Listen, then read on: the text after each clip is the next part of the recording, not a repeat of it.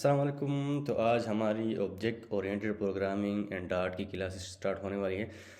आज हमारी क्लास पहली क्लास है और इस क्लास में हम समझेंगे कि ऑब्जेक्ट ओरिएंटेड प्रोग्रामिंग क्या चीज़ है और किस तरीके से हम इसको आगे लेकर चलेंगे। अभी मैंने यहाँ पर एक डायग्राम ओपन की है और इस डायग्राम में आपको नज़र आ रहा होगा यहाँ पर कुछ चीज़ें लिखी है। तो यहाँ पर एक जो है लिखा हुआ क्लास, फिर यहाँ पर लिखा हुआ ऑब्जेक्ट, यहाँ पर एक इनकैप्सुलेशन या इनहेरिटेंस, एब्स्ट्रैक्शन, पॉलीमॉर्फिज्म। ठीक है। तो ये यहाँ पर अगर आपको जो ये चार नाम नज़र आ रहे हैं ना, इनकैप्सुलेशन हो गया, इसके साथ ये इनहेरिटेंस, एब्स्ट्रैक्शन, पॉलीमॉर्फिज्म, तो इसको हम ऑब्जेक्ट ओरिएंटेड प्रोग्रामिंग के पिलर कह सकते हैं। ये हमारे पिलर्स है ऑब्जेक्ट ओरिएंटेड प्रोग्रामिंग के। ठीक है। तो सबसे पहले अगर हम ऑब्जेक्ट ओरिएंटेड प्रोग्रामिंग की बात करें तो वो क्यों ज़रूरी है और यहाँ पर आने की ज़रूरत क्यों पड़ी। अभी तक जो हमने सीखा डार्ट के अंदर, तो वो आपने वेरिएबल्स, फंक्शंस, मेथड्स, इस तरह की प्रोग्रामिंग आपने सीखी, लूप्स वगैरह। ठीक है। अभी ऑब्जेक्ट ओरिएंटेड प्रोग्रामिंग जो है एक मेथडोलॉजी है और इसके अंदर जो है हम बेसिकली एक ऑर्गेनाइज तरीका है कि यार किस तरीके से हम अपने क्लासेस को ऑर्गेनाइज करें, किस तरीके से हम अपने कोड को ऑर्गेनाइज करें।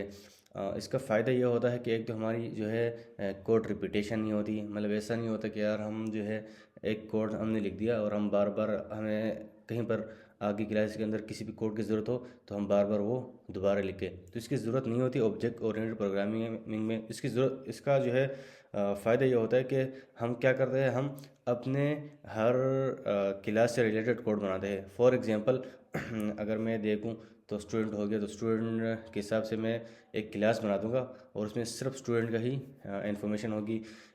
इस तरीके से टीचर हो गया, तो अगर मैं टीचर के हिसाब से क्लास बनाऊंगा तो इसमें सिर्फ और सिर्फ टीचर की ही इन्फॉर्मेशन होगी। ठीक है।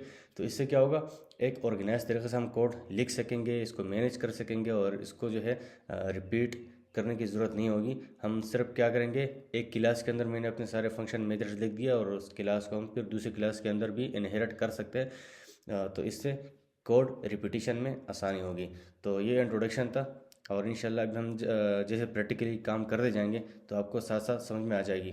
तो आज हमारी जो पहली क्लास है वो है इनहेरिटेंस की। ठीक है। हमेशा आप याद रखना ऑब्जेक्ट ओरिएंटेड प्रोग्राम के अंदर हम अभी स्टार्ट करने वाले हैं इनहेरिटेंस से। ठीक है। तो अब इनहेरिटेंस क्या चीज़ है, आइए इसको समझते हैं। अब फॉर एग्जांपल मैं यहाँ पर क्लास बनाता हूँ। ठीक है, पर्सन की। अब यहाँ पर एक और बात भी आपने ज़रूर याद रखनी है कि जो पर्सन है, ठीक है, ये हमेशा आपने कैपिटल वर्ड से स्टार्ट करना होगा। क्यों? क्योंकि क्लास है। तो ये इसका जो है एक तरह से आप सिग्नेचर समझ लो कि जब भी आप क्लास लिखोगे या क्लास बनाओगे तो इसका जो क्लास नेम का जो पहला वर्ड होगा वो कैपिटल होगा। ठीक है। तो मैंने क्लास बना दिया पर्सन। अब यहाँ पर पर्सन का कोई नाम भी तो हो सकता है ना। तो फॉर एग्जांपल मैं यहाँ पर फ़िलहाल एम्प्टी रख देता हूँ। सही है। या मैं, अच्छा, मैं डिफ़ॉल्ट नाम भी दे सकता हूँ, तो मैं डिफ़ॉल्ट नाम दे देता हूँ तलहा खान। ठीक है। अब कोई भी पर्सन होगा तो उसकी एज भी तो हो सकती है। ठीक है। अब इसकी एज हो गई। इसके अलावा भी बहुत सारे जो है पर्सन स्पीक, पर्सन वॉक, ये सारे मेथड और ये सारी चीज़ें हो सकती है। ठीक है। तो अभी मैं यहाँ पर क्या करता हूँ, मैं यहाँ पर कोई भी बंदा होगा तो वो अपना इंटरव्यू दे सकता है ना। ठीक है, इंट्रोडक्शन। ठीक है। तो ये मैंने इस क्लास के अंदर एक मेथड बना दिया और वो मेथड वाइड है। वाइड का मतलब ये होता है कि कुछ रिटर्न नहीं करेगा। इसके लिए आप मेरी पिछली क्लास देख सकते हो फंक्शंस की। ठीक है। अच्छा, अब मैं यहाँ क्या करता हूँ, मैं प्रिंट करता हूँ और प्रिंट के अंदर मैं लिखता हूँ कि माई नेम इज़, ठीक है, डॉलर नेम। सही है। अब डॉलर नेम मैंने क्यों लिखा, क्योंकि ये तो स्ट्रिंग है। अगर स्ट्रिंग के अंदर मुझे अपना ये वेरिएबल लिखना हो तो मुझे डॉलर लिखना होता है। ठीक है। डॉलर में लिखूँगा तो इसके साथ ये शो हो जाएगा, मतलब वेरिएबल इसके अंदर आ जाएगा। ठीक है। माई नेम, अच्छा यहाँ पर स्पेलिंग, ठीक है, ये नेम हो गया एंड माई एज एस, ठीक है, और यहाँ पर हो गया डॉलर एज। तो अब ये मैंने एक क्लास बना दी है। क्लास क्या चीज़ है, एक ब्लूप्रिंट है, ठीक है। अब ब्लूप्रिंट क्या होता है, याद रखना ब्लूप्रिंट का मतलब आप इस तरह समझ सकते हो, जो आप अपने घर के लिए नक्शा बनवाते हो ना, तो वो आपका ब्लूप्रिंट होता है, क्योंकि वो नक्शा होता है, उसमें आपके उस नक्शे के अंदर आपके भाई किचन, आपकी डाइनिंग, आपके जो रूम्स, बेडरूम्स, बाथरूम सब होंगे। लेकिन आप उसको यूज़ तो नहीं कर सकते, क्योंकि पेपर के ऊपर होगा, वो जो है रियल लाइफ में बना तो नहीं होगा, वो क्या होगा, वो नक्शा होगा। तो आप इसको भी एक नक्शा समझ सकते हैं। फ़िलहाल इसके अंदर मैं क्या कर रहा हूँ, मैं बेडरूम बना रहा हूँ, किचन बना रहा हूँ, ये सारी कहानी मैं कर रहा हूँ, मतलब मैं नाम एज ये सब कुछ कर रहा हूँ। लेकिन इसको मैं अभी यूज़ नहीं कर सकता, क्योंकि ये अभी रियल लाइफ ऑब्जेक्ट नहीं बना है। ऑब्जेक्ट किस तरह बनेगा, अभी हम इसको आगे समझते हैं, ठीक है। अब मैं एक और क्लास बनाता हूँ, और वो क्लास मेरी है स्टूडेंट्स की, ठीक है। अब मैंने क्लास स्टूडेंट की बना दी, सही है। तो अब मैं क्या करूँगा, क्लास स्टूडेंट के जब मैंने बनाई, तो इसके अंदर मैं एक एक्सटेंड्स का कीवर्ड होगा, ये लिखूँगा, और इसके अंदर मैं पर्सन जो मैंने ऊपर वाली क्लास बनाई है ये मेंशन कर दूँगा, और यहाँ से मैं अपनी कर्ली ब्रेसेस ओपन कर दूँगा। तो अब इससे क्या हुआ, अब जो है मैंने एक क्लास बना दी स्टूडेंट्स की, और इसके अंदर मैंने एक्सटेंड कर लिया इस चीज़ को, पर्सन को। इसका फ़ायदा क्या होगा, इसका फ़ायदा ये होगा कि ये पर्सन की क्लास ना इस स्टूडेंट की पेरेंट क्लास बन गई, ठीक है। तो ये स्टूडेंट चाइल्ड बन गया, ये पेरेंट बन गया। तो अब ये हमेशा आप याद रखना कि इनहेरिटेंस का जो कॉन्सेप्ट है ना, ये हमेशा जो अपने आबा व अजदाद की मिसाल आप ले सकते हो, कि आपके दादा की प्रॉपर्टी आपकी हो सकती है, ठीक है। इस तरह से आपके वालिदैन की प्रॉपर्टी आपकी हो सकती है, फिर आपकी प्रॉपर्टी आपके बच्चे की हो सकती है, ठीक है, क्योंकि आप उनके पेरेंट बन जाएंगे। तो हमेशा याद रखना कि कोई भी क्लास जब पेरेंट बनती है, तो उस पेरेंट क्लास के अंदर जो है क्या करना होता है, उस पेरेंट क्लास की जितनी भी प्रॉपर्टीज़ होती है वो आपकी बन जाती है यहाँ पर आपके स्टूडेंट के हिसाब से, मतलब वो इनहेरिट होकर आ जाती है। तो अभी इसमें लाइव एग्जांपल देने वाला हूँ। अब फॉर एग्जांपल मैं यहाँ पर क्या करता हूँ, मैं यहाँ पर एक ऑब्जेक्ट बनाता हूँ पर्सन क्लास का, ठीक है। इस क्लास का मैं ऑब्जेक्ट बनाऊँगा, मैंने एक ऑब्जेक्ट बनाया पर्सन, ठीक है।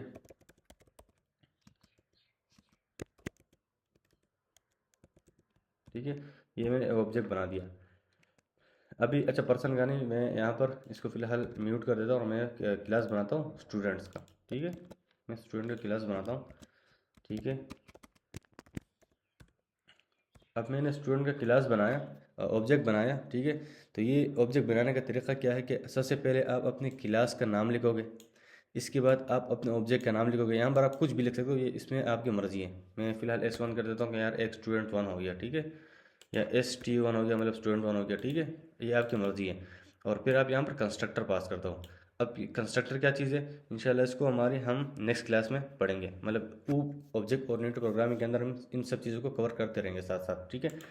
तो ये हमने कंस्ट्रक्टर पास कर दिया, तो इस तरह से हमारा ये ऑब्जेक्ट बन गया। मतलब ये जो हमारा ये नक्शा था ना, ये नक्शा यहाँ पर हमारा अब रियल लाइफ ऑब्जेक्ट बन गया, मतलब एक घर बन गया। अभी तुम देखना, मैं यहाँ पर दिखाता हूँ। अगर मैं स्टूडेंट क्लास यहाँ देखूँ, तो यहाँ पर मेरे पास कुछ भी प्रॉपर्टीज़ नहीं है, ठीक है। स्टूडेंट के अंदर कुछ भी नहीं है, बिल्कुल एम्प्टी है। अब मैं यहाँ पर आता हूँ, और मैं लिखता हूँ ST1, डॉट लगाता हूँ।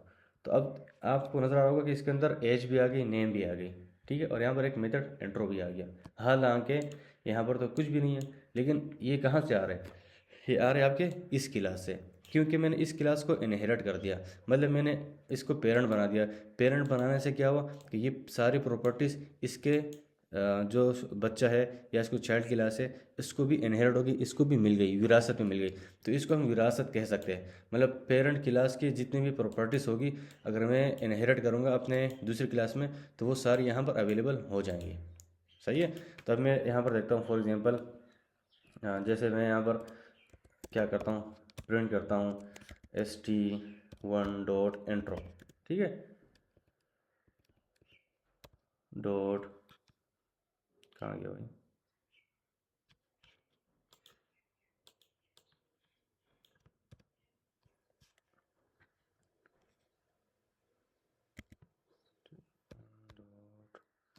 इंट्रो, ठीक है।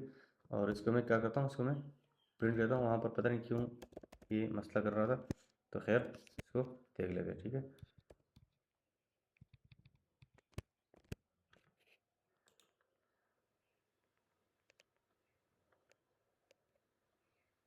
ओके। तो अच्छा, मतलब यहाँ पर तो अवेलेबल है। अब ये सिर्फ इतना ये कह रहे हैं कि भाई इस ये जो क्या कहते हैं, ये कह रहे हैं कि this expression has a type of word so it's value can't be use. ठीक है, कह रहे हैं कि भाई ये जो वो है ना, क्या कहते हैं, मेथड, तो ये वर्ड है तो इसका हम वैल्यू यूज़ नहीं कर सकते। तो हम सिंपल क्या कर सकते हैं पता है, हम सिंपल ये कर सकते हैं कि हमने st1 डॉट, ठीक है, सिर्फ ये लगा देंगे बस, इतना काफ़ी है। क्यों? क्योंकि जब इससे क्या होगा, इससे ये मेथड कॉल होगा और उसके अंदर ऑलरेडी एक प्रिंट मौजूद है। सही है, तो पहले मैं प्रिंट के अंदर ये डालने की कोशिश कर रहा था, सही है, जो कि अच्छा तरीका नहीं था। तो मुझे वहीं पर उसने वार्निंग दिखा दी कि ये आप नहीं कर सकते, क्योंकि इसकी टाइप जो है वो वायर्ड है और उसकी कोई वैल्यू नहीं है। ठीक है, तो इसको भी रन करके देख लेते हैं, तभी आपको नज़र आ रहा होगा।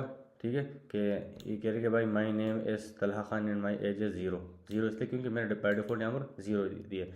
फर्स्ट कलर में यहाँ पर कर देता हूँ 28 कर देता हूँ। ठीक है, और मैं दोबारा रन करके देख लेता हूँ, तो अभी आपकी नज़र आ रहा होगा। ठीक है, तो दिखाने का मकसद क्या था, दिखाने का मकसद इसमें यह था कि भाई यहाँ पर हमने क्लास बनाई पर्सन की, पर्सन के अंदर मैंने बहुत सारे प्रॉपर्टीज़ दे दी, फिर मैंने एक और क्लास बनाई स्टूडेंट्स की, और इसके अंदर मैंने कुछ भी नहीं दिया, मैंने सिर्फ एक्सटेंड किया पेरेंट्स को। ठीक है, फिर पर्सन को। ठीक है, तो इसका क्या हुआ कि ये सारी प्रॉपर्टीज़ इसको विरासत में इसको भी मिल गई। तो मैंने यहाँ पर ऑब्जेक्ट बनाया किसका, स्टूडेंट का। सही है, स्टूडेंट के अंदर कुछ भी नहीं था, लेकिन उसके पास जो प्रॉपर्टी आ रही थी वो यहाँ पर पेरेंट्स से आ रही थी। ठीक है, अभी मैं ऐसा करता हूँ कि यहाँ पर मैं बनाता हूँ स्ट्रिंग बनाता हूँ। ठीक है, एक इसके अंदर भी मैं प्रॉपर्टीज दे देता हूँ। ठीक है, स्ट्रिंग स्कूल नेम। ठीक है, और बाय डिफॉल्ट XYZ। ठीक है, ये स्कूल नेम हो गया। यहाँ पर मैं एक मेथड बनाता हूँ वाइड स्टडी का। ठीक है,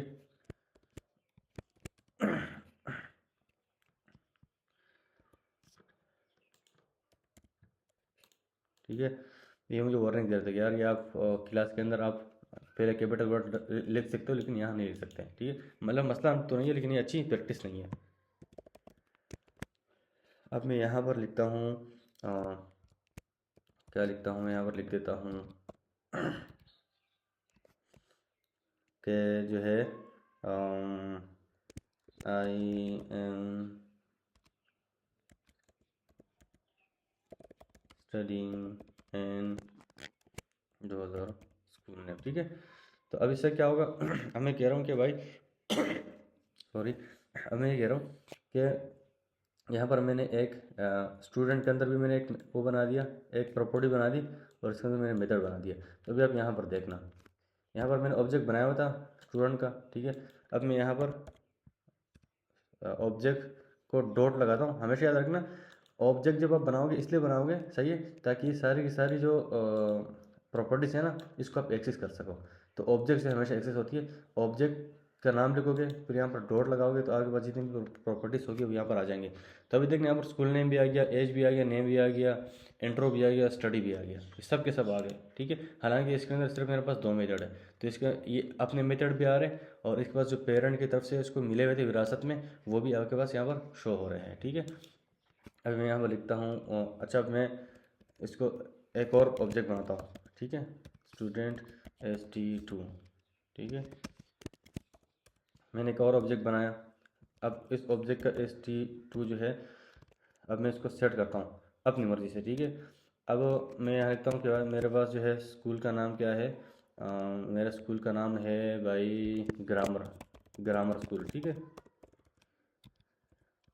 अच्छा, और इस स्टूडेंट का नाम क्या है, स्टूडेंट की एज जो है फर्स्ट कर लो, इस स्टूडेंट की एज अब 20 है। ठीक है, और इस स्टूडेंट की जो है उसका नेम है अब हसन।